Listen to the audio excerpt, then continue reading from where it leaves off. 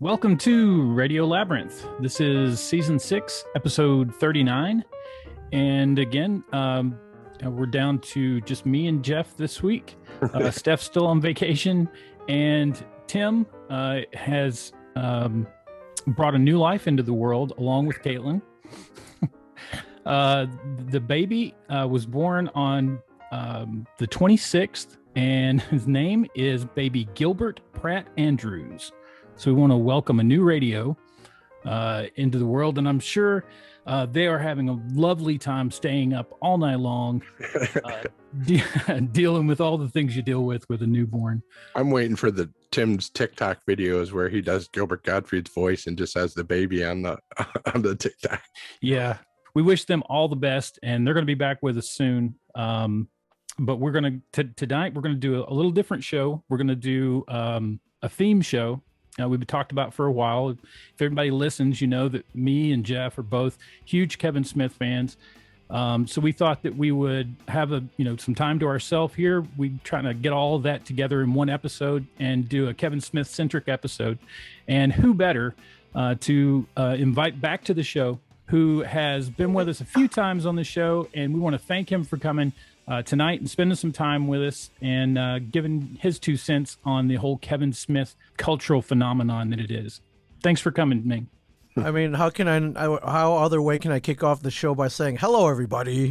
This is Ming Chen. And yes, you're listening to Radio Labyrinth. I can't help myself. Thank you for the warm welcome. I love seeing you guys either virtually, but especially in person. And hopefully we'll be able to do that soon. Yeah, with Dragon Con coming back up this year, we were talking about it earlier. In person this year, we can pretend like 2020 never happened and roll right back into the fun we were having in 19. Yeah, and to tie it back to Kevin Smith, the first time I met Kevin, we talked in 1996, so it's been 25 years. And I think I was talking to him on the phone. He's like, "Hey man, I gotta go. I gotta catch a flight. I'm going to a Comic-Con." I'm like, "Which one?" He's like, "This one called Dragon Con." I'm like, what's that? I don't know, some con in Atlanta. I was like, who else is there? He was like, oh, it's me and Mark Hamill. And I was like, holy, that sounds awesome. And little did I know, years later, I would discover the madness that is Dragon Con. But it surprised me that one time Kevin and Mark Hamill were invited guests over there. That preceded my time going to Dragon Con. I wish I started going in 98. So I missed him by 2 years, I guess. I just, it doesn't, Kevin, pretty chill guy. I can't imagine him, hanging out on the floor of the Marriott, getting drunk, going to 3 a.m. raves, whatever. But, one time, that was the kind of guests they got there in 96. I thought it was pretty cool. He needs to come back. Anyways, I can't wait to see you guys there. That's out of everything out of 2020. That had to be in the top 10 of things I missed last year. They did a pretty decent job putting on a show virtually. They did the best they could, but it was nothing like being at Dragon Con in person. Do you want to talk about how you got into Kevin Smith? Oh yeah, absolutely. I think like most people, well, actually not like most people. I'm old, so I fell in. I saw Clerks first. Right. I was going to school in Ann Arbor, Michigan, the University of Michigan. So it actually did play at our local art house theater, but I didn't see movies like that. I didn't go to French New Wave or whatever. But I remember seeing an ad in the paper. I remember my friend was like, "Oh man, I heard that movie was funny," and that was pretty much the end of it. I wasn't going to go to the art house theater, but I was working at a video store at the time. It was a combination video store / arcade. So it was a perfect place to just go get a job and not do anything. So I literally just sat there. And when I got the job, I was like, ooh, I'll get to play free video games all the time. But they didn't give lowly employees like me the key so I could push the free credits button. So I had nothing to do but watch. I didn't even get to watch the movies. Like there was no VCR hooked up to the TV. But I remember, but it stuck in my head that my friend said that movie was funny. And one day it came in on VHS, and my job was to put it into the system so other people could rent it, so the store could make money, and then I could stay employed. But instead, I remember sticking, that my friend said it was funny, so I didn't check it in. I took it home and I watched it with my brother, and I remember being blown away by.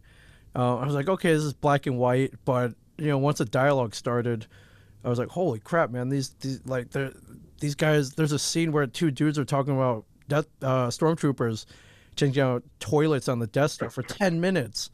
That scene stuck with me. And the one where Randall is arguing with the video store customers, he's just like, "Are these any good?" It's like, "I don't watch movies." I'm like, "What a great answer!" And being at a video store, working at a video store, I wish I could talk like that, but I just didn't have it in me. I was like, "Holy crap, this movie is awesome!" So yeah, no, I totally became obsessed with it, and I was trying to figure out who this Kevin Smith guy was, or Silent Bob, and there were a couple of vague articles on the internet.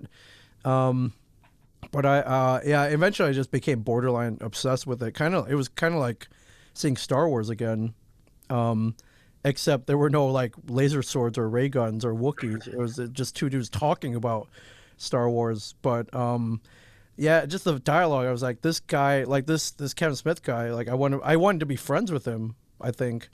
And coincidentally, at the same time, I was learning how to build websites. I'd met these geeks that was like, "Hey, you ever heard of the World Wide Web?" I'm like, "No, what's that?" And they showed me, and then they're like, "You could build one of these website things." I was like, "Really? I could like build a temple to myself on the internet?" I thought that was really cool. And so I ended up just kind of channeling that obsession, that fandom, into building a fan website. And there were actually a couple of them out there already, but I was like, man, screw these guys, man. I'm gonna build like the best one. And I think my ultimate goal was just to have Kevin see it and just email me and be like, "Hey, man, nice job, kid." But instead, he saw it and he gave me a job. So, it worked out. And I guess I'm kind of proud of that because this is pre-Facebook or Instagram or Twitter. There was no way to reach out to people that you really liked.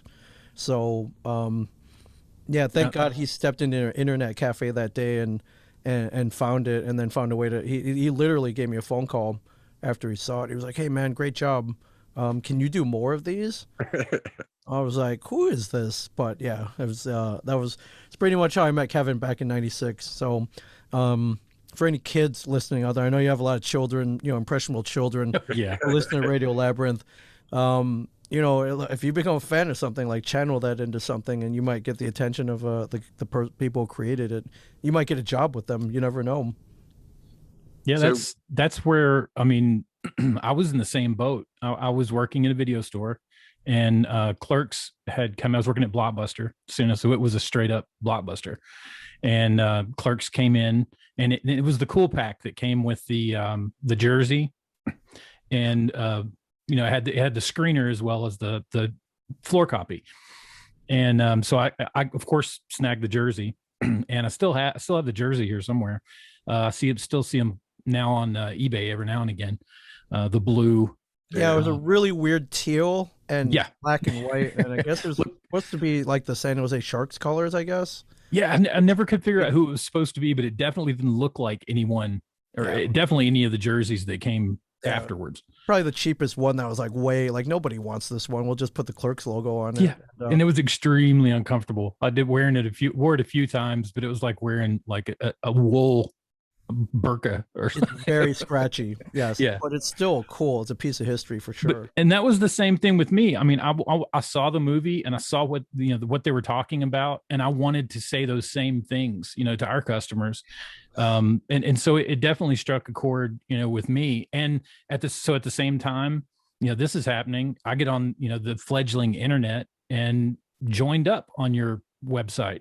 That the original message boards. Awesome. I think Jeff, you're an original message board dude too. Sure. Yep. That was a fun place where a lot of us could really kind of share what is now a very common internet experience. But we got to originally do that on your website, and brought a lot of started a lot of friendships and a lot of good times for the future. Crazy, right? Some of those friendships like still exist to this day. It's insane. Well, what's weird is, I think I'm not sure if I met Jeff on there or on MySpace first, but it was something where I knew of Jeff, saw him all the time in the online when we were on there, had conversations here and there about trivial stuff. I had no idea that he lived in Atlanta at the time, or when we were first ended up in Atlanta, and for years later, and then I heard him on Radio Labyrinth. And I thought it would be a good idea to create a fan site for Radio Labyrinth because there was no one that had one. And so I created one, and now it's been a few years later and I'm a member of the show now. And, and I do all the YouTube production of stuff. So yeah, if you like something, show somebody that you like something and you make it a job out of it. Yeah, create something out of it. And you never know whether it's artwork or a YouTube channel or a TikTok, like whatever. There's so many ways you could go about it. I had been getting Film Threat magazine. Oh, yeah. I didn't have a subscription, but like every couple of weeks we would go to the mall to see a movie, and there was a little magazine shop that was down the hall from the movie theater, and I would just go in there and get like zines and Spy magazine, and I would always grab Film Threat whenever I saw it. And I remember reading about Clerks in Film Threat magazine and thinking, oh man, I gotta see this. And then I ended up getting a job on a Caribbean island in the British Virgin Islands. This was the year before Clerks came out. So what would that be? 94? 94, yep. So yeah, so I moved to the Caribbean island, and there was a movie theater there, but they showed like one movie, and it played for like months at a time, and they would never play Clerks. But after I'd been there for about a year, a video store opened, and so we were browsing around the video store, and there was a copy of Clerks, and I said, oh shit, I remember reading about this in Film Threat. I'm going to rent this right now. So I signed up for a membership at the video store and rented Clerks, took it home and popped it in the VCR and watched the whole thing, and just was blown away by the whole movie. And so I went, I left my room. I gathered up as many people as I could find. And then I moved my TV out into the living room, and like me and like 10 other people watched it a second time. And I'd never done that before, where I watch a movie and then immediately watch it again afterwards. It's happened a couple of times since then, but this was the first time that ever happened. And then all those people went and got more people, and then they watched it again. I didn't watch it a third time at that time, but they brought in more people. And then I was just quoting Clerks nonstop, and my friends down there were like, we got to have a moratorium on the Clerks quotes, man. You can't do that anymore. You Letterkenny'd them into the ground. I did. Well, I love that you made it go viral too. Yeah, that was the way to go viral with the back then. That's awesome. Yeah, we didn't have any internet back then. Internet just started as I was getting ready to leave. So the whole 2 years I was there was no internet at all. Now, when was your first experience, Ming, on a set? That would be Dogma for sure. So I've been working with Kevin for about 2 years. I remember he did invite me to the set of Chasing Amy, but I was in Michigan. I was in college. I had no means to get out to New Jersey, right. And I didn't even think he was serious. I mean, it was. Yeah, he was like, "Hey, come, you can come out this week if you want." And if I lived down the street or in the next town, yeah, I guess I would have driven over, but not like it would have involved me getting on an airplane, like going to some place that I'd never been to before in New Jersey, and I didn't even know if he was serious. So, I think he halfway he was trying to get. I would have maybe wound up in the the Comic-Con scene at the beginning or the end of Chasing Amy. But I guess a couple years later, 98, he was like, hey, I'm shooting Dogma. Come to Pittsburgh on this Were day. you in Jersey by that point? I was working in Washington D.C. Like I had a real job then, but by this time I was like, okay, I think he's serious this time, because they had me call a number and then they booked a hotel and all this. I was like, whoa, okay, this is cool. And I ended up driving from D.C. to Pittsburgh, which was about 7 hours. And I remember the address he gave me. It was I pulled up and it was this divey rundown strip club in like a really bad section of Pittsburgh. But I saw the movie trucks outside, so I was like, okay, I guess this is legit. And met some of the people there, and then I wound up like there was a call sheet and all this. I was like, holy crap. And I remember I saw him and I was like, hey man, this is really cool, congratulations, how's everything going? I'm like, so he was like, yeah, I'm gonna put you in the movie. I'm like, all right, so I'm gonna be in the background or something. That's cool, man. I get to be in a Kevin Smith movie. Like, how awesome is that? He's like, no, I got something special planned for you. And I'm like, oh yeah, what's that? He's like, well, I'm gonna put you next to me and Jay as Jay and Silent Bob. I'm like, holy crap, that's awesome. I was like, well, is this where you're shooting? This looks like a weird, like a dive bar or something. He's like, oh yeah, no, it's a strip club scene. So I'm like, so what do you want me to do? He's like, well, I'm gonna put you next to me and Jay, and so the scene is this: Salma Hayek's gonna come out. She's gonna take her clothes off. I want you to act like you're really loving this. It's a real stretch. I'm like, yeah, I think I can do that. I'm gonna have to go De Niro, like Total Method, but I think I can do this. And then all of a sudden, they're shooting the scene. Is like, Ming, I'd like you to meet my friend Chris Rock. He's in the movie. He's like, holy crap, like Million Man March, like that Chris Rock, SNL's Chris Rock, like holy crap. And I met Salma Hayek and Linda Fiorentino, and I was like, holy crap, man, it was pretty mind-blowing. And but I think the thing that struck me being on a Kevin Smith set, everyone was really friendly. And I guess at that time I guess I'd gotten some kind of reputation because I was hearing whispers from the crew. It was like, oh man, that's the website guy, that's Ming, he runs a website. Like I was like, I'm just a nerd who sits behind a computer. Like I run I ban people on a message board. Like what? Yeah. What? This is cool. And I remember the special effects guys were like, hey man, it's great to meet you. You want to see the poop monster? I'm like, yeah. So yeah, they showed me the shit demon. They showed me the 55-gallon drums where they were keeping like the fake shit, like all this stuff. I made friends with the hair and makeup lady. I know it was really, it was pretty. It was pretty cool. I got like somewhat like a royal treatment on the set, and I shot for like 2 days, and it was I'm just a kid from the Midwest, from Michigan, man. Like I don't know what being on a movie set is like, but like they fed me, and then I remember when I got home, I got this envelope in the mail, and I was like, holy crap, they paid me! I got paid for this. I got like $200 for I easily would have done it for free. But yeah, that was cool. I remember talking to some of the extras. They're like, "What is this?" I'm like, "This is a Kevin Smith movie. I was a fan." The extras had no idea what the hell was going on. They didn't know who Kevin was. They didn't know. They're just doing it for a paycheck. They were like retired teachers and stuff, and it blew my mind at that time that no one knew. Like they got hired, but they had no idea what was going on. It was a great experience. So, and I've noticed on every Kevin set after that I get to go and hang out on. Same thing. Everyone, it's very laid back, very fun. Everyone's having a great time.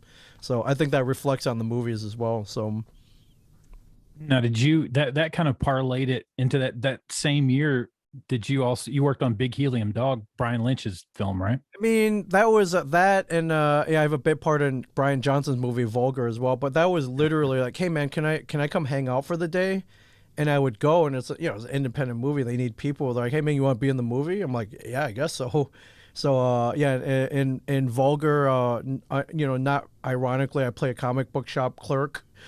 And then in Big Helium Dog, I guess I reprised my role because I'm in the background of a strip club scene.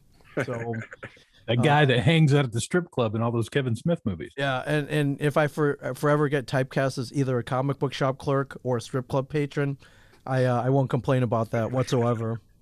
Speaking of comic book man, is there been any news of coming back? I've heard nothing since we got canceled. So I mean, the word now is that Bryan Q. Quinn from Practical Jokers just signed a big development deal with Warner Brothers, I believe it is, and I believe he says like, hey man, I'm gonna pitch the return of Comic Book Men, and I'm like, dude, if there's anyone who could bring it back besides Kevin, it would be you. Like you're pretty powerful in the industry. Now, especially with your MTV whatever movie award win or award win. Yeah. And, you're on one of the hottest, most recognizable shows on TV. If we're coming back, that might be that's definitely an avenue that might work out. So I'm ready, man. I think we're all ready. We've remained pretty sharp. The insults have not stopped by any means. If anything, they've gotten better. More sharper, more biting for sure. So, and then we got the whole new Jay and Silent Bob's Secret Stash to play around in. I think that would kind of give it a fresh new look too, because it looks really cool in there. So, yeah, I mean, from what I've met, for all the fans, no one seems sick of it even after 7 years. So, I mean, I'm sure, after 8 seasons of like Alf, people are like, I'm all right, I get it. You're an alien, you eat cats. We're not gonna watch anymore. But for Comic Book Man, it seems like people want more now. So I'm ready, man. It seems like they ought to be able to throw you on somewhere. I mean, if they have that guy doing laundry on that show on Discovery Plus. Yeah, for sure. And then I'm still going to cons. I'm still getting booked at cons, and I think a lot of people watch it during the quarantine. So it seems like a lot of new fans have been made, and it hasn't really slowed down. So it's kind of cool. Now with the the Comic Book Men stopping and Shared Universe picking up for you, what's your connection now with Kevin and with the family? So yeah, ever since the show, I'm no longer at the store. I'm working full time on this podcast studio where we help people launch podcasts, which I think was pretty kind of a really perfect transition. Because not only is this what I love to do, and I love showing other people how to do it, but it kind of takes a page out of Kevin's book where he's like, hey man, find out whatever you love to do, go try and make a living out of it. And so I'm still doing a lot of freelance work for Kevin. Every so often they're like, hey, we need something. Your background there, that Berserker image. Mm-hmm. There used to be a Berserker t-shirt, and I guess they couldn't find the original file for it to reprint more. So they're like, hey, do you have it? And I've kind of archived everything, but that I couldn't find. So I just spent a couple of days remaking it, and I think actually I improved it a little bit. So it's little random things like that. How's Shared Universe doing? You looking to expand yet? It's been getting pretty crazy. Like started out as a weird little idea, and we're podcasters, we do our own shows, but ultimately, you have so much fun doing something. It's kind of like Clerks, how we saw, I was like, oh man, everybody should see this. Same thing with podcasting. I'm like, this is so much fun. Like, everybody should be doing this. And I'm like, well, if I'm going to show other people how to do it, and I don't know them, like, I might as well get paid for the privilege. Right. I mean, that's not like that just keeps the lights on and food on the table. But I mean, it's the same idea though. It's like, this is so awesome that I want to show other people how awesome this is. So it started as a weird little idea, but it as time goes on, this medium is just exploding. So I think we hit it at the right time. So we have a couple studios here in New Jersey, but yeah, I fully plan on opening in Atlanta and Houston and just places where I have special connections to. Like, right. I love Atlanta, man. I think Atlanta's ripe for something like that. I mean, you guys have proven that, above and beyond for sure. But I would, if I had like Bryan Quinn money, like it would have happened already. I'll keep at it, man. Trying. I need to get a couple of super famous podcasts recording in there, and I have no doubt that I have no doubt that'll happen. So until Dave comes in there every now and then to Yeah. Oh, here, yeah, for sure. Yeah, which is kind of the ultimate, like, because they're always just busting on me, and they I think they had made fun of me several times for podcasting too much. Yeah. But now if you look at their slate, man, they're putting out stuff every day, but they're just getting paid a lot more than I am through their Patreon. So yeah, they've taken real advantage of that Patreon.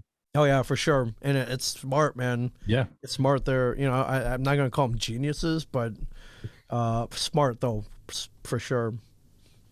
They're definitely taking care of their Patreons. The oh yeah, pay for to sure. hear. I geez, man, I didn't even know they had it in them. But once I've always called Walt Flanagan a dangerous man. Once you get him excited about something, and he doesn't get excited about much.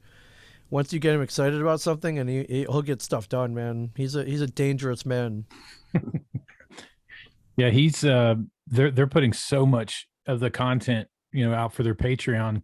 I mean, a lot of people that aren't on their Patreon and wouldn't know. I mean, and just looking at what they're putting out for free have no idea that. I mean, they've got hours and hours and hours of not only audio but video as well. Yeah, it's great. Merchandise, all this stuff, and I feel fortunate every so often I get to go and play with them as well. So it's fun. It's a lot of fun. Well, it's cool. You get to bring them in your house now. So that's kind of they kind of, it seems like the little brother getting to show up the big brothers. Pretty more, every so often, not very often, but every so often. I love having them in here. They can come anytime they want. You were kind of around at the infancy of Tell 'em Steve Dave, weren't you? Did they ever talk to you about engineering or being the Bryan Quinn? No, I mean, I kind of set them up because we had equipment in there already for when Kevin would come to town, and that was all for like East Coast Smodcast. But even I remember it was actually Scott Mosier sent me a list of stuff to buy because he had done sound over at Skywalker. So he had some knowledge of audio equipment, and I remember I think I went to Guitar Center and just bought a bunch of stuff. And I kind of figured it out. But I mean, if you listen to some of the early episodes, a lot of people are overloading, and so the sound's not that awesome. So it was definitely something I had to figure it out. But once they started, they were kind of off and running. I think I like, you didn't even hear me until maybe episode 4 or 7. Right. I think, where they had me do an introduction. And then I guess at some point I did something that they felt was egregious, and they brought me down to yell at me, and then it was kind of off to the races with that. So, but it never until then nobody thought, hey, let's have Ming also be on the show. No, I mean Bryan Quinn wasn't even supposed to be on. Right, and the people hated Quinn talking too. Yeah, it was so weird. I guess they just wanted him down there so they could hang out with him. And then I was like, why would you not have him on, though? He's a funny dude. And, he showed all of them up in the end. Oh, yeah. Yeah, for sure. I remember at one point, maybe about 12 or 15 episodes in, they were joking around about having like a 4th member. And there were these kind of weird auditions. Mm-hmm. And they'd brought me on at one point, like me and like Sunday Jeff. And I can't remember who else they brought on. But I think it was, they kind of did it as a joke to have like a 4th member. But they brought me on quite often because I guess whatever I did in life, they felt was egregious enough to turn into a segment or just come down and make fun of me. And I guess people started digging that though, because they're what they're masters at. They're masters at making whatever I do, it could be like the most mundane thing, and then making it sound like the most fucked up thing. And by the end, they're so good at it. I was like, oh man, maybe I did fuck up. Like, I was convinced. Yeah, it was so weird, but yeah, that's a talent, man. They're so good at. I guess now they call it gaslighting. I guess there's a term for it now, but but now there wasn't, and they were so good at it where to a point where I started doubting myself.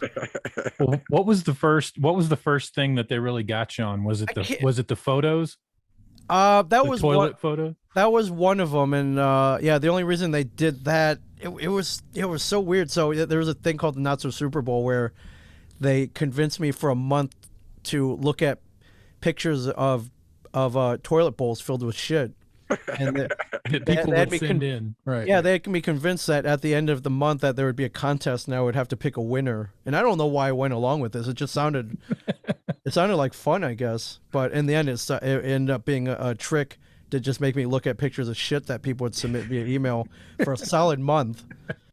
And yeah, I guess they were mad at me because we had played a street hockey game, and for the championship game, I was kind of the captain, and I told them they didn't have to play, or I told them not to play. But the only reason I told him not to play was Walt was on one knee and he was limping, and Brian Johnson was all sore. I was like, well, you guys can sit out. You know, you guys don't need to. And we're going to get hammered at this championship game anyways. We're playing a real Canadian team. Like, yeah. You guys, I don't want you to tear a hamstring or blow out a knee. But I guess they took offense to that, and they decided as a revenge that they would make me look at toilet bowls full of shit for a month. And I did. I took that seriously, man. I had rankings. I printed. You had a winner picked out? I had a winner picked out. Yeah, it was crazy. And I was like, oh, that was a trick? Like, what a weird. Yeah, it was such a weird way to get back at me that I couldn't help but laugh at it. And that was a fun time. Those first, let's say, 30 to 40 episodes. Yeah. Yeah, it was they were kind of learning, you know, which way they were going to take the show and the organic process of it. Yeah. Yeah, I mean, but they've been making fun of me since '96 when I first met them. So, but I think through the podcast, it was just like a documented way, and other people got to hear it. So, and they could start like long plays where they could just start a joke and run it for a year. For years. As much as they give me crap, they're pretty brilliant at it. I got to give them that. I really do. Master ball busters, those guys. Yeah, they are. But yeah, in the end, it is like a big brother, little brother dynamic, I guess. Even though, like, they're only like 6-7 years older than me, but and then I didn't grow up with them, so I was hired later, so it's a whole little brother thing.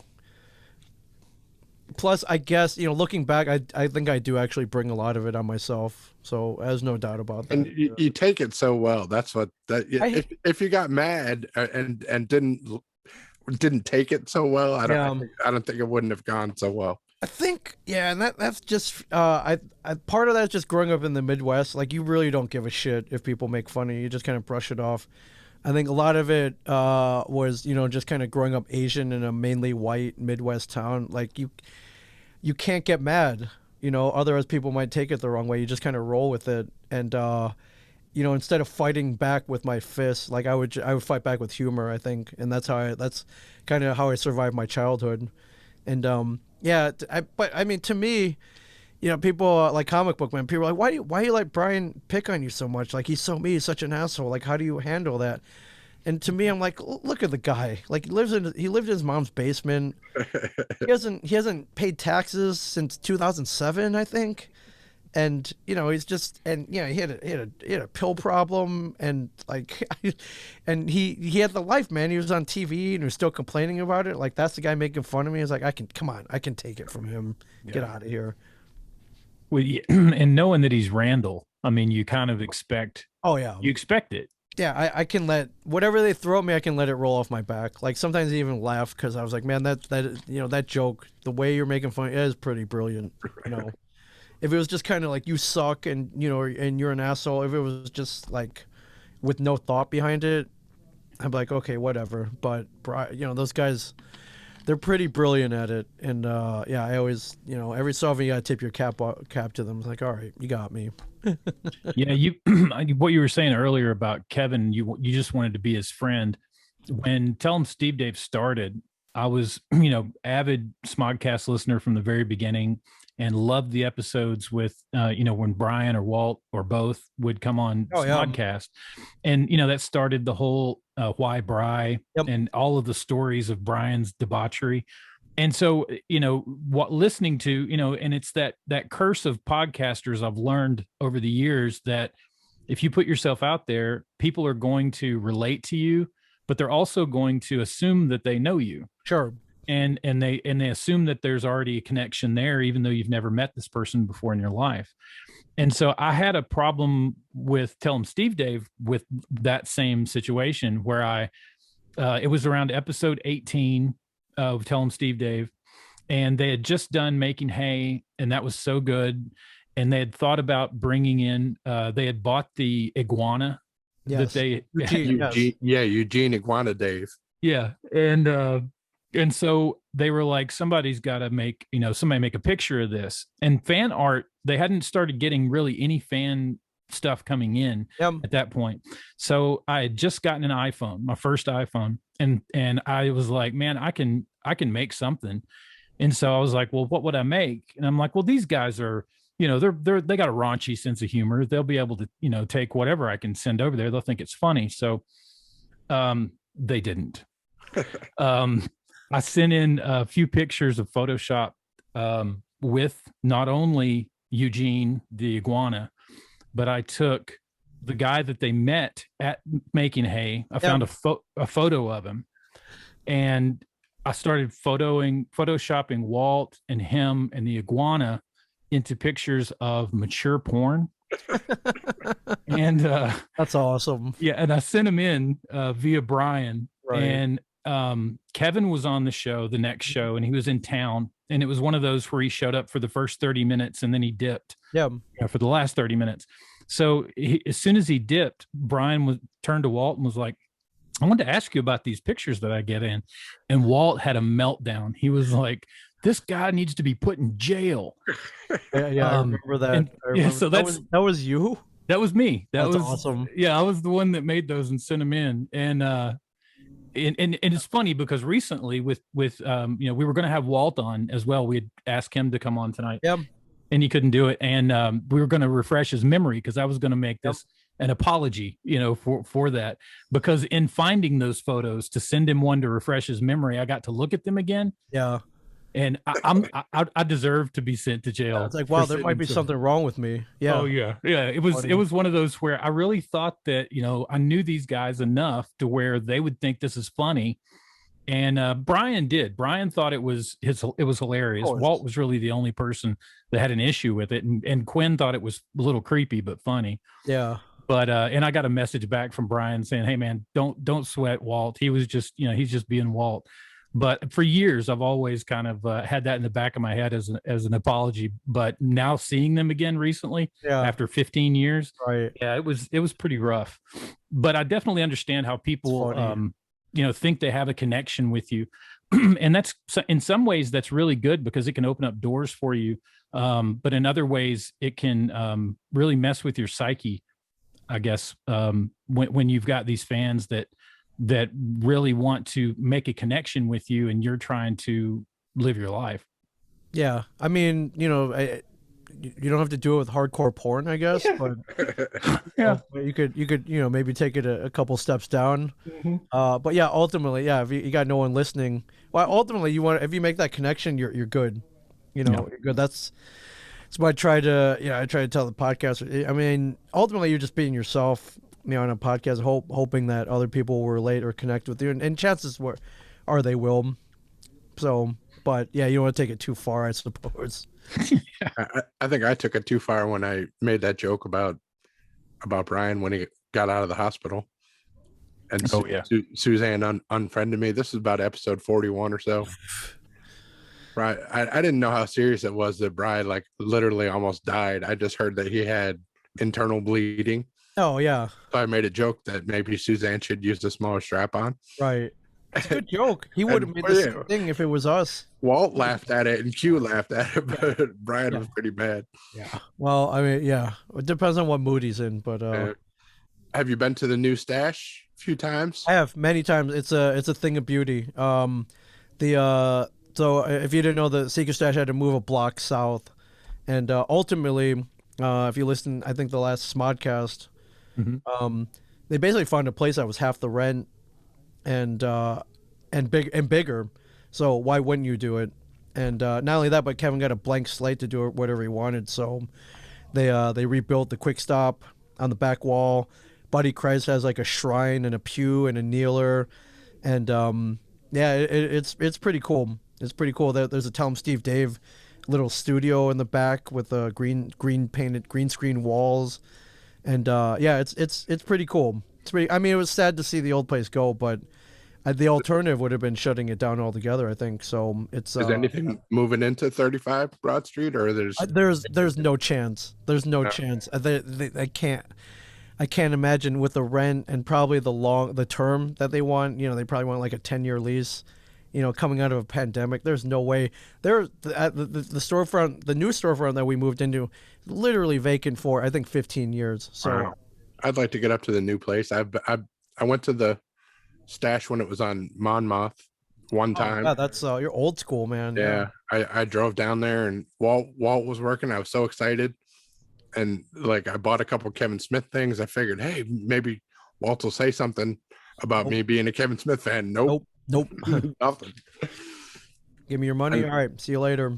Get out. And then I went down a couple times when it was at 35 Broad Street. I saw Sunday Jeff one time. Yep. I think Mark was working the other time I was there. Yeah, that's awesome. I haven't been to the new place yet, but I'd like to get up there. We should do a Radio Labyrinth road trip and visit the stash and record a podcast at Shared Universe. Oh, yeah. You're always invited. Always invited, my friends. I've been to the store. I went to the Quick Stop. That was the only thing. It was either go to the comic book store or go to Quick Stop when I only had time for one or the other. So I had to hit Quick Stop. Speaking of the Quick Stop, now next door to the Quick Stop is going to be the new Smod Castle. Yes. Have you have any insight to that place? I've seen it. Helped them hook up some audio gear there. It was also a thing of beauty. So both the new store and the Smod Castle. Built and constructed by Ernie O'Donnell, who Clerks fans will know as Rick Darris. Very, very talented contractor. Yeah, it's done. It's ready. I guess, you know what? The restrictions here have been lifted. I think we're, 100%, no masks.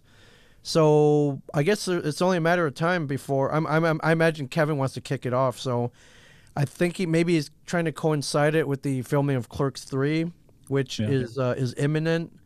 But I haven't heard anything, but I imagine they got to be doing something soon. So, but it's ready. It's ready for crowds. It's ready. And the main purpose is a live podcast theater. So if you have a podcast, it's a place where you can go and book it and perform live and sell tickets. And very novel idea in the podcast world, but not a novel idea in Kevin's world, because he did this 10 years ago with the Smod Castle in LA back in 2009, I want to say 2009, 2010. So how many seats is it? I believe it's about 75. So it was pretty intimate, but not small. So it should be fun. I'm excited because the people who podcast here, I'm like, hey, go take a step, go book your own live show, sell your own tickets, get your own crowd, get a taste of live podcasting. It's very different. We've done it. We did it at a cool theater, and it's fun, but it's very different as well. Yeah, our little theater that we had when you came to the show during DragonCon 2019 closed down, but oh man, that was such a cool place. I had so much fun too, and I was one drink short of being drunk.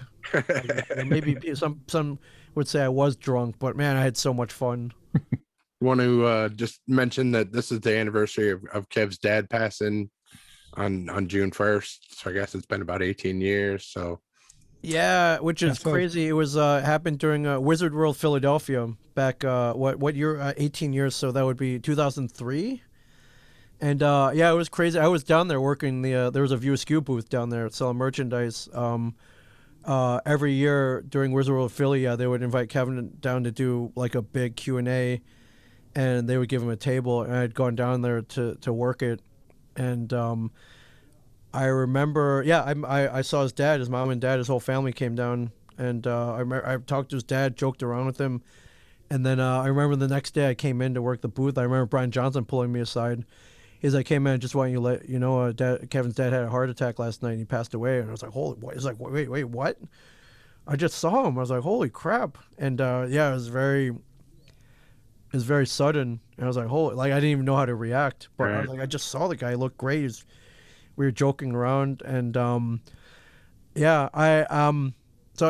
I heard, that after the con they all went out for a steak dinner, and I think he had a piece of chocolate cake or something, and It sounded like he had a good last meal at least. Yeah, and it was crazy. His mom was there. His brother had come out up for the Yeah. his sister who lived overseas had come out for whatever reason. So the whole family was there, which Yeah. would usually not have happened. His brother, I think, lived in Florida, and it was pretty crazy how it happened like that.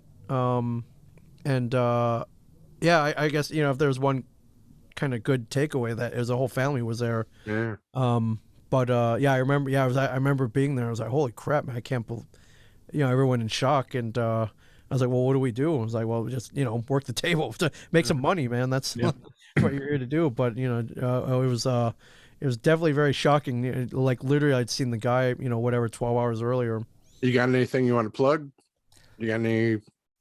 Oh yeah, I mean, if you want to start a podcast, and I love it during the quarantine, we've helped multiple people do it online. Like you don't even have to come. We have a physical studio, and if you go to Jay and Silent Bob's Secret Stash, come and record a podcast about it. Is kind of what we like to do. But if you're listening to this and you want to do your own Radio Labyrinth, you totally can. Go to ASharedUniverse.com, and you can learn from a guy who has been on TV podcasting. Like you can literally pull up an episode of a TV show and see me and partner Mike Zapsik podcasting. What better commercial for this place than that? There may be other fly by night podcast studios out there, but can they say they had podcasted on TV? I don't think so. So As Mike had to step back a little at Shared Universe now that he's. He never really. He was part. Yeah, he'd been in the store the whole time, but I do see less of him. So if Mike's actually got promoted to full-time manager, so he's under the gun, man. He's that cushy 10 to 6 job, man. He's got to make hay, as we say for the store. He's got to come up with initiatives. So yeah. So I have seen him less, but I can't. I think I can't imagine the immense pressure he's under to run a whole comic book shop. So, but he's doing a good job so far. I would like to get up there and visit sometime. You're always welcome, and yeah, definitely we're podcasting for sure, no doubt. We could talk all night about this, but I know you've been traveling constantly, so I know you'd like to see your pillow at least once. We'll see. Yeah, and as oft joked on Tell Him Steve Dave, like I never see my wife and kids. Sadly that's true. But hey, you got to make that money sometime. There'll be plenty of time to see those somebody's kids. got to, man. And it's their fault, man. It's all about making hay, really. So well, now that the world's opening up again, you can start getting back to more. I saw you went to Pensacon. Pensacon's awesome. I'll be at Atlanta at least twice this year, if not more. And I'm trying to get down there. I have a very good support system in Atlanta, and I think they're gonna help me make this happen. So we'll help any way we can. Yeah, you guys know your way around a mixing board, right? And a Zoom H6. I think stay tuned, ladies and gentlemen. All right. Well, thanks again, Ming, for coming on and talking with Absolutely. us. And everybody's going to check out Shared Universe for your podcasting needs, and we'll be in touch for sure. Can't wait for Dragon Con this year. So, that'll just be a few months away. So we'll be looking forward to you. Awesome. Yeah. Whatever you guys do, I'm in for. So if there's a microphone, I can't stay away. So right on. All right. Well, thanks, Ming. And we'll catch you this fall. Yeah, for sure. I'll see you guys soon. Thanks, Ming. Hey everybody, Tim Andrews here from Radio Labyrinth. I haven't been on the show in a couple of weeks because, we have a new addition to our household, and his name is Gilbert Pratt Andrews. He is an amazing little boy, and I love him to pieces, and I'm so glad he's here. And there's some business I want to take care of. First of all, thank you to every one of you out there who's given us well wishes and who's sent us gifts and things like that. It's just amazing. All the nice people who listen to this show and also to the podcast, The Doctrine. And I want to thank Jeff, Steph, and Dustin for doing such a great job, and Robey for coming on the show, and Bryan Silverbacks for coming on the show, and everybody who's just been on the show and in lieu of me being on the show. I'll be back, shortly. And until that time, I do want to thank a couple of people. I want to thank our brand new Radio Labyrinth producer. His name is Marty Johnson. He came in at the producer level, so thank you very much. You got a t-shirt coming your way. And I also want to thank our new sponsor, Kyle Thomas. Now, we met Kyle out at Mike's Place, Atlanta Pizza in Euro. And what a great guy. And I just want to say, hey, thank you very much for coming on as a sponsor. Listen to me. I sound like an idiot, blah, blah, blah, blah, blah. But I wanted to get this done. And you're owed a t-shirt as well. You need to tell me what kind you want, because I'm just going to pick one and maybe you might not like it. So go to the store, look at that storefront too. I want to talk about what we're going to be promoting for Kyle. His wife has a new Etsy store. His wife's name is Lindsay, and it's called CardstockCreationCo. Okay, and if you want to reach them, first of all, you go to Etsy.com shop. Cardstock Creation Co. So it's Cardstock Creation Co. Or you can email cardstockcreationco@gmail.com. And I'm looking at all sorts of cool things from the Etsy store for baby, for events. These are some really cool items. Printing. You're just going to have to go see it. Okay, I'm going to send Dustin some of the items that you can get. Listen, you got advent calendars, aprons, hat decals. You can give one to your electrician. Nail art, name tags, reverse canvas picture, paper flowers, all sorts of cool stuff.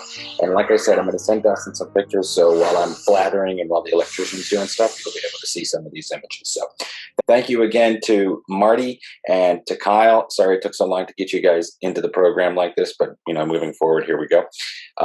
Take care, everybody. I will see you soon, and keep it canon. So you had some technical difficulties, but you're joining us now. Welcome. Yeah, welcome, Robey Neeley. What was your introduction to Kevin Smith, Robey? I was watching. I had a video I watched every night I went to sleep to. I have no idea what it was. And they kept advertising, the previews on them. Mm-hmm.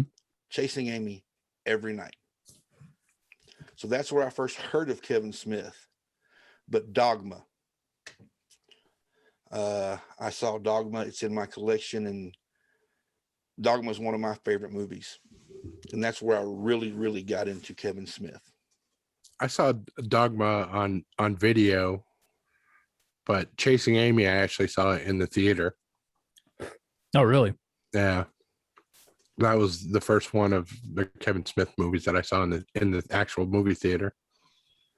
Well, I liked him. I liked Dogma. I hadn't seen many of his other movies.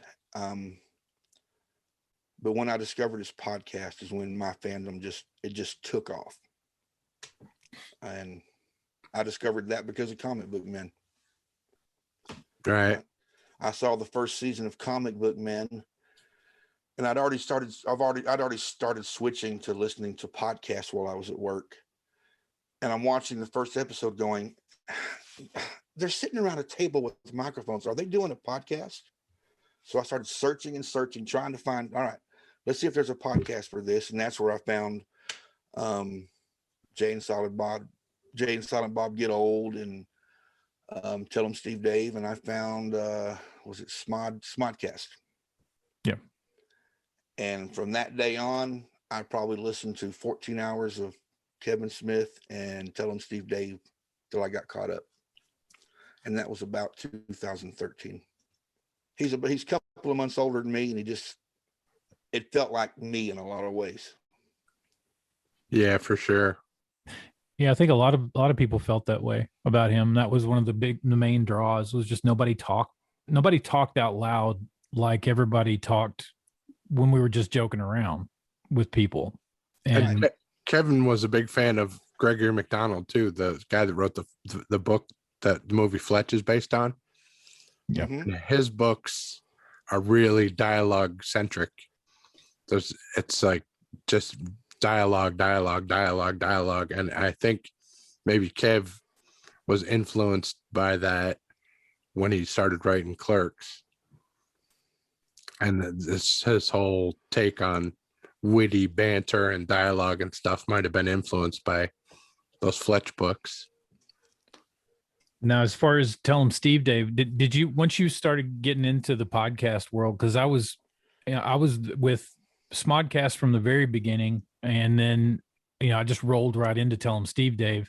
They had come on Smodcast for those first, within those first 20 episodes, and kind of introduced Bryan and introduced Walt, and kind of their, the history of those, those guys growing up and knowing each other after they got out of high school. And so I kind of leaned, I was very much into Smodcast and that, but I really, when Tell 'em Steve Dave took off, I really related more to those guys than I think I ever did Kevin, just because they didn't have what Kevin had in front of him. They were on the outskirts of they had given Kevin probably all the energy and ideas and stuff that he needed to get rolling with them as, the basis for a lot of characters. But I was always more interested in what they were doing. And so I really liked following those guys a lot more. I love the banter between them, the constant bickering and arguing, just like, a group of real friends, minus the microphones being on. Well, yeah, Kevin, Walt, and Bryan are basically three sides of the same coin. It's the best way to put it. They all grew up with that same banter mentality. You bust your friends' balls. Kevin's got a larger microphone and really, really loves to talk. Walt's grown into it. I mean, he's basically the antagonist who sits back and kind of just waits for his moment to pounce. And Bryan's not afraid to say anything and let it all out there and just expose himself for the sake of humor. And I've always appreciated that, because my whole life I would pick my moments, and I would throw them one-liners out there, but I would also go to the extreme of a joke. If I was telling a story, I wouldn't just quite, I'd exaggerate it to make myself look just a little bit worse in it, because I knew it was funny. It created something in the story, in the joke, when I was telling it. Yeah, for sure. I think Kevin had that same issue. He built his entire career on self-deprecation. I mean, everything was, I'm the funny fat guy and I know it. And I'm telling you right up front, I'll tell a joke about myself before you can get one even in your mind. But using that as a defense mechanism, throughout your life, he really got tuned into that. And then his whole, he went through a few stages, when he started smoking weed a lot, that kind of definitely opened up his inhibitions, to talk more, if that was even possible. But he definitely, he would definitely, go on about things. But, when he started getting healthy and when he started looking different and not becoming the character that he had made for himself all these years, that was the part that interested me. If he could take that and flip it around and still keep going without using that same formula, well, that impressed me. I think what that did was the heart attack motivated him. He had all these thoughts of things he wanted to kind of do, and he wasn't really pushing it. He was moving along with his Smodcast or whatever little ideas he had in his mind. But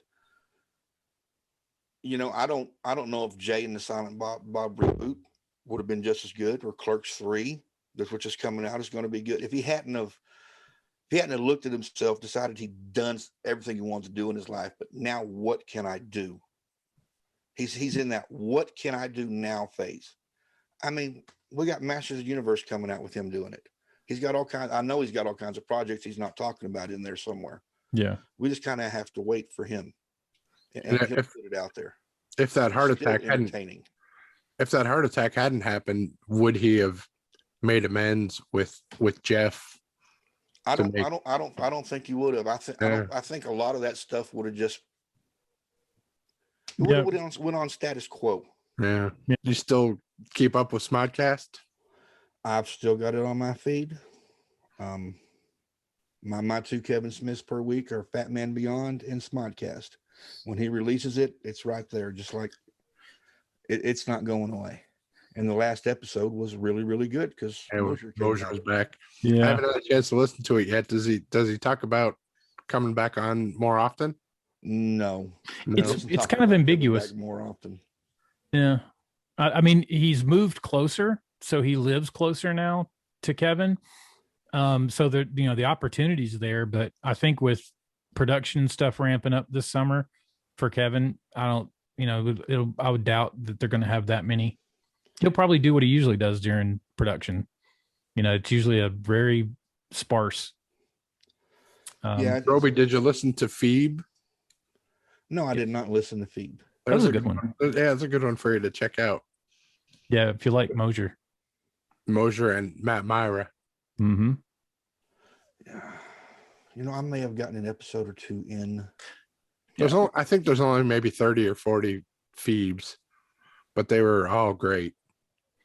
Yeah, it was funny. They always started off. I mean, it started off being one idea, but then it'd run to whatever they would talk about. They would throw the books in at the end, but it was a good one. And Mosier's such a great storyteller. Yeah, I wish he did more. Just if he did podcast on his own, I'd listen to it with much regularity as Kevin. Well, yeah, it always surprised me when he'd throw out some podcast I was listening to episode or something that I'd read or seen that Kevin had no clue about, and Mosier was like, well, they got this latest Radio Lab episode here, or I was listening to something on NPR, and he'd throw out some information in there. I recommend you check out FEAB if you can find it still. I don't know what the feed situation's like. I may still have the old Smodcast app on my phone. It's still FEAB is still it's still active. I mean, you can still get to it. Yeah. Now, are either one of you a member of the Kevin Smith Club? No. I've got a I hadn't for a long time, but they with the Facebook group, he gave a coupon code to us to get into it, and it's got everything audio that Kevin has done. So all of the podcasts, the only thing that's missing are Tell 'em Steve Dave, which of course is on their own Patreon, and Ralph Garman's Hollywood Babylon is on Ralph Garman's Patreon. But they do have a weekly show, because Hollywood Babylon, besides Tell 'em Steve Dave and Smodcast, Hollywood Babylon was my third favorite. Yeah. Just because I love the way Kevin and Ralph play off each other. And Ralph's show that's on you can get it every day on his he does a daily Ralph report, and it's really funny. But Kevin comes on once a week and does just the headlines section of Hollywood Babylon. They do that. It takes about it's like a 30-minute show, but they have those on every week. So it's good. But man, all of the stuff all of the Kevin's podcasts, it's Smodcast all the way back to the beginning is on there, which is odd because for the longest time, those first 100 episodes, they couldn't take the music back out of it that they'd put in the bed. Right. And so they couldn't legally have it on anywhere. And, but they've got them on there now. And it's fun to go back and listen to some of those original stories, like how, Tusk came about and, the original podcast for it, which, those were the heydays of Smodcast with, they would just go off on a tangent and just bring up the weirdest concepts. I think my favorite early episode of him was, I want to say 66. That's the one with the bank job. Mm-hmm. Bank job and the blow job. Yeah. Right. I think that's, I was driving when my child was born, he was in Albuquerque and I'm leaving from Odessa. And I was driving along the way, and I think I almost had to pull over from laughing. Just as I'm making my 8-hour trip to Albuquerque, because I was crying for that episode, and I always remember it. And let me see if I can find it somewhere. It's one of those things you can't really tell people about. I mean, you can to a point, but it's like nobody gets it how funny those things are. Because there was a few times where I'd be, at the time I think Smodcast was first couple of years I was in a cubicle, and man, I would just be crying laughing, and people would always come by and ask, what are you laughing about? And I'm like, I don't think HR will let me tell you what I'm laughing about. But yeah, and I don't know, it was such a good time. I mean, it was something that you were so used to, just it was like a part of your week that you just look forward to. And I hate that it's not as it's not like that now, but I mean, it evolved into other things, and those other things I still appreciate and still enjoy. But I guess like anything you grow up with or you spend a lot of time with, you just kind of develop more feelings and memories about how you experienced it the first time. Right. Oh, you do now. But going back and listening is a great idea. If you do get a chance to go on the Kevin Smith Club, just for nothing else, you can listen to that giant archive, right? And it's worth the $10. And the Tell 'em Steve Day Patreon, man, they really take it seriously and provide tons and tons of content, video and audio, and just new shit every week. Yeah, they when I was on it, they were throwing a ton of stuff. You didn't always like everything, but there was always something worth it on there. I think that for Bryan Johnson and Walt, who I imagine is still making a little bit of money from the stash, being the chairman of operations or whatever, but I think the majority of the income they have coming in is from Patreon now. Well, I think that's their income, and I think Walt was kind of looking at that for when the stash closed. We can wrap it up, but we talked a little bit with Ming about a couple of our favorite episodes of Tell 'em Steve Dave. Do you want to throw a couple of yours in, Robey? Well, Walt Goes Postal. You have to love Walt Goes Postal, and the best line in there was Ming's. It was Susan. But, that's just that's Walt doing what we all feel and think. That, oh my God, are these people such idiots? I don't have the episode number. I was kind of checking with Curator on that. The episode where suddenly the light dings in Walt's eyes or head, where he decides, I've been phoning this in. I didn't realize our aunts were so good and so supportive. And I didn't think this was going to last. We're this far into it. From now on, I'm giving this my all. And that's when he kind of became creative director. But that whole episode, and I almost think that's where they first came up with the idea of vinyl cast.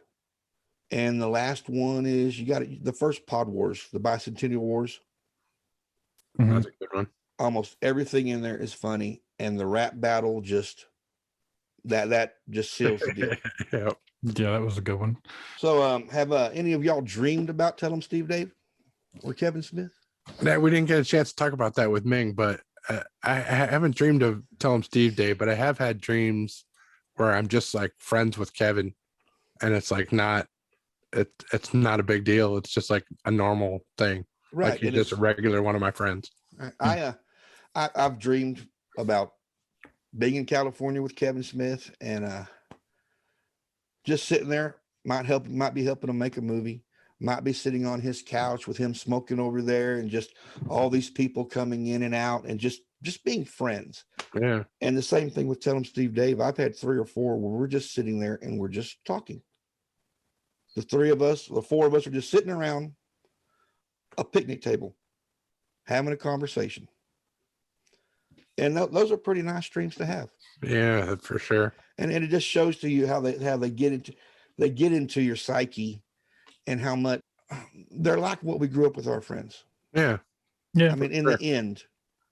Well, that's the same way that when Kevin talks about Bryan and Walt, and how I realized after, listening to Steve Dave for so long, that those guys have that same effect on me. I want, you want to be friends with them. You want to make them laugh, and you want them to acknowledge, that you're there too.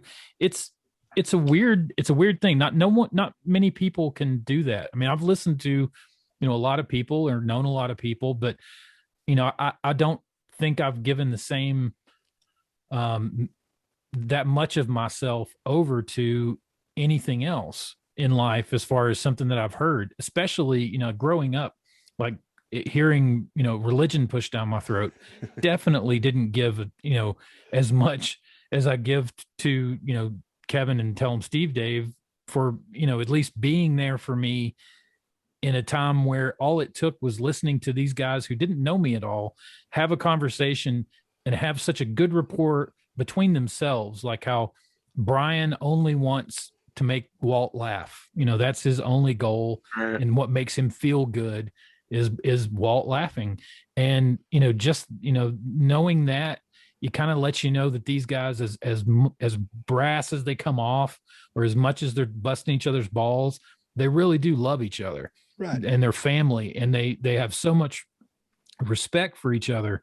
And that's something that I think everybody wants in their life. And to get a little piece of that by just listening to these people have a conversation, and it's enough to satiate me in my life just by hearing it. I mean, that's powerful. That's something that, doesn't, you can't orchestrate that. That has to come, naturally. I'm going to bring this kind of full circle. Radio Labyrinth. I discovered that because Jeff put something on Twitter one day, and I just happened to click over, had nothing to listen to.